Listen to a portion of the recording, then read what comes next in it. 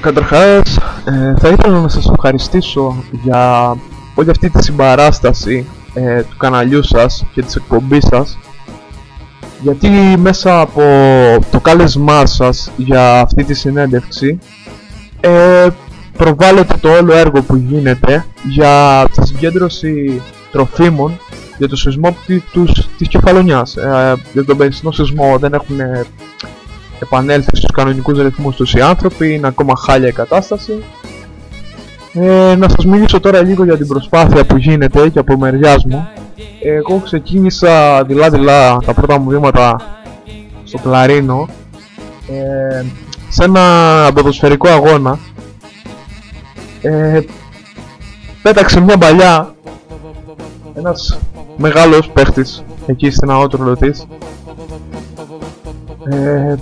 Την παρέλαβε, ναι, ο Κωστής ο Μανουσάκης και έκανε το 1-0. Ήτανε μια απίστευτη μέρα για μένα, για τους φοιτητές του ΤΕΗ που είδαμε πριν στις εικόνες μας, για όλους εμάς εδώ στη Σιτία. Έτυχε να κρατάω το κλαρίνο που μου είχε κάνει δώρο ένας φίλος μου, πολύ καλός φίλος. Περνάμε πολύ όμορφα, πολύ ωραίες στιγμές κάθε βράδυ σπίτι μου.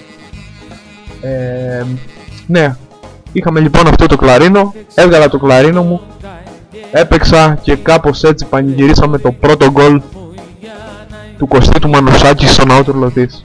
Πλέον παίζω καθημερινά, θα έλεγα, σε μεγάλα πανηγύρια, στις λαϊκές, στο μπουτίκ, στο νταλμάρε, γενικά όπου τύχει. Με το κλαρίνο μου είμαστε ένα πλέον.